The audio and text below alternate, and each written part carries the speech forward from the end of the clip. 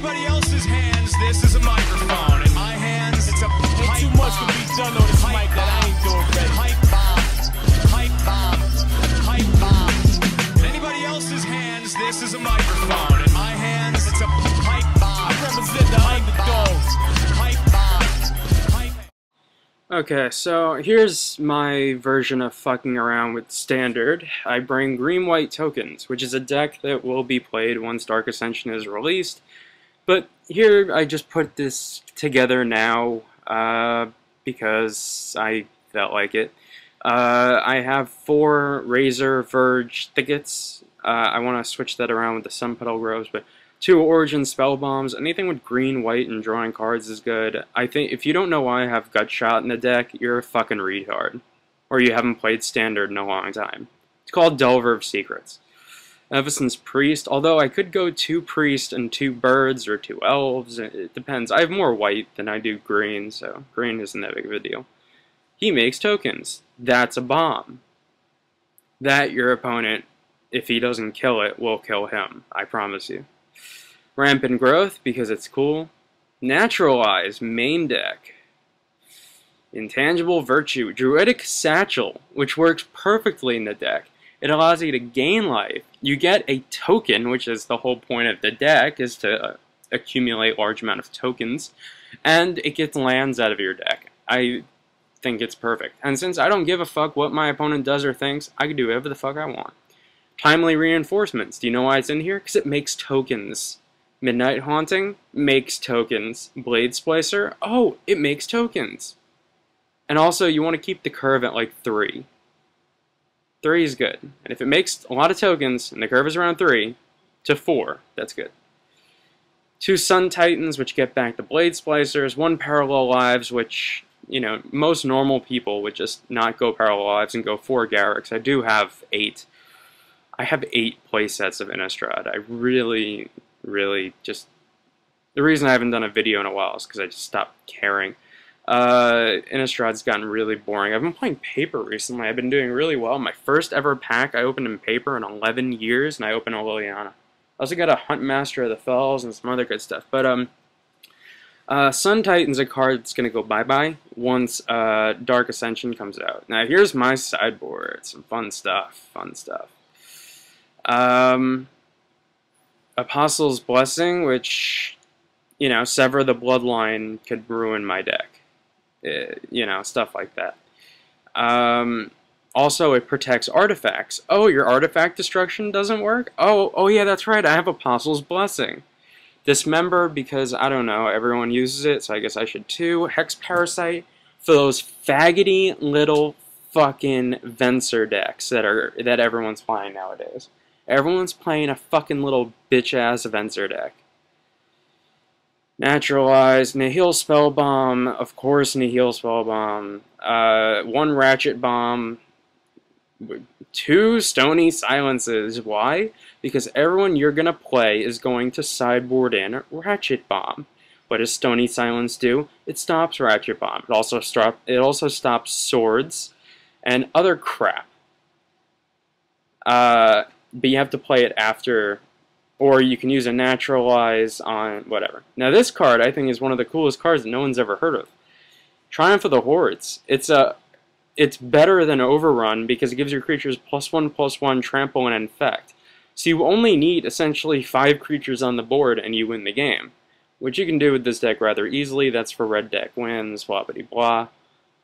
All your lands must be from Zendikar. If they're not ZEN full art lands, you suck. That's not true. I mean, they don't have to be.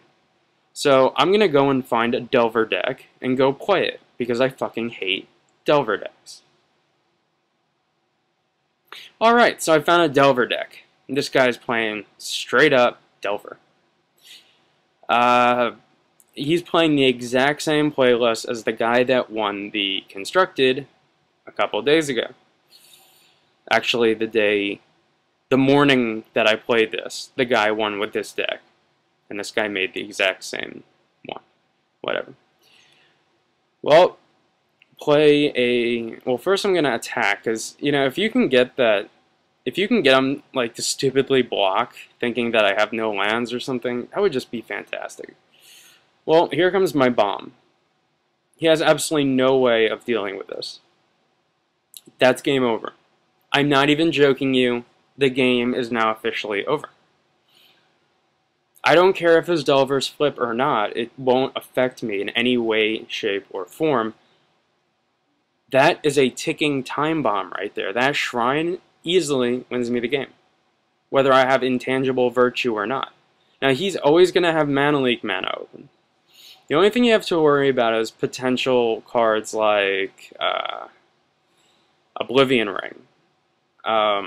You would want to probably always keep 3 lands open, you know, just in case he does ring it. Okay, you countered my rampant growth.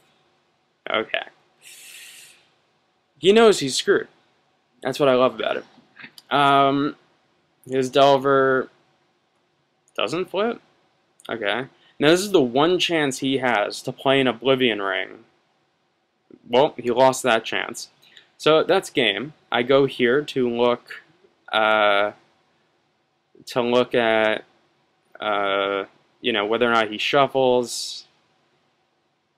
And okay, so that was his one shot to O-ring my shrine.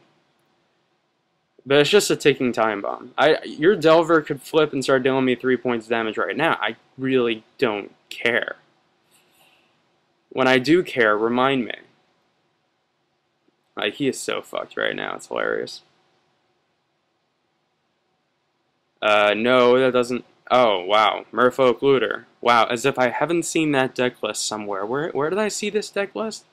Oh, yeah! I saw this deck list on the Magic the Gathering website. Boy, isn't that interesting. Not really. Oh, by the way, he made the biggest mistake a Delver deck could make. He tapped out. Delver decks don't tap out. They always have 18 Mana Leaks and 18 Snapcasters in hand. Now that I have 5 mana, I'm free to do whatever the hell I want, actually. But I want to keep that card in hand, you know, make him think I got like a Beast Within or something akin to that. Okay, he pondered, right? I don't know, I don't remember. Oh, okay, see what that means right there when he played that land? That land means that A, he's got Rune Chanter Pike. B, he's got a sword. One or two of the swords. If not all 8. Collect them all, you make fucking Voltron or something. And he's got a Ratchet Bomb in his sideboard. Now, you give me a better card to deal with all 3 of those than Stony Silence. Do you know why? He won't see it coming. He's not going to put any Enchantment Destruction from his sideboard into his deck. He might put like Artifact Destruction, which would make perfect sense. Well, now I'm going to pop these and pay the mana to get creatures, and so I get tokens and I get to draw cards. That's fantastic. That is just amazing.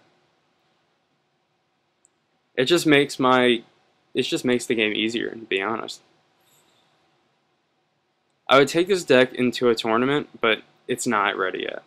It just hasn't been tested to that point, but I just wanted to show you that you don't need to be playing Delver of Secrets to play Standard.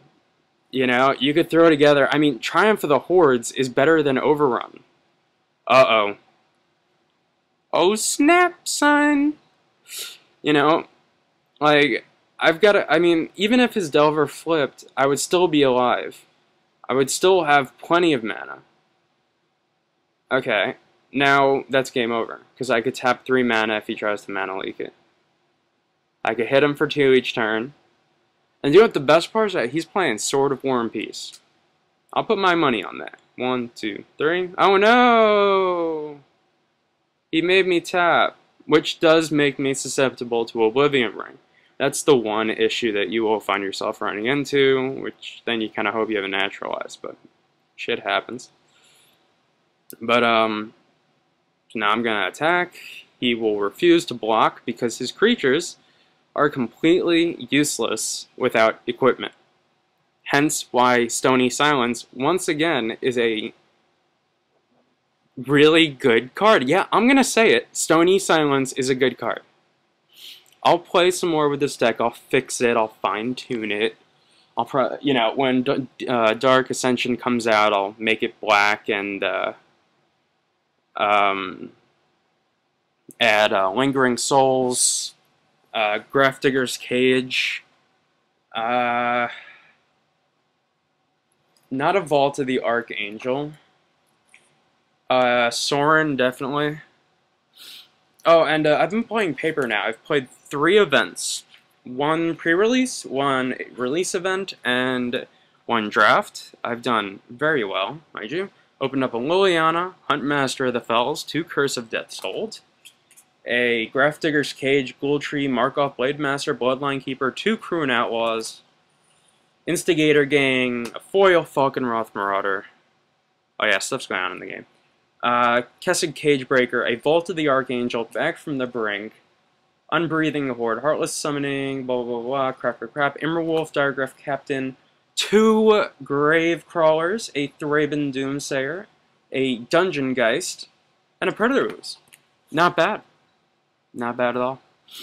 Well, now at the end of this turn, I'm going to pop my bomb. Oh, I didn't pop my bomb? I'll pop it at the end of the next turn. There's nothing he can do. I mean, thanks to the power of the stack. Anything he, unless he, you know, double O-rings. Oh no, it's a Sword of War and Peace. But wait, that can't kill me. Oh, by the way, I could have popped my shrine sooner and killed him, but I kind of wanted to see if he was gonna at least get near killing me, because so far this deck is undefeated. Yeah, I know it's good fucking game. You don't have to tell me that. I'm a badass. Oh, I was drawing my parallel lives. That would have been fun. Okay, so in this instance, you take out the Rampant Growth. Don't need it. Add in the 2 Stony Silences. So that, I think, is the perfect makeup for this deck, because I already have 2 Naturalized. Oh, and he quits.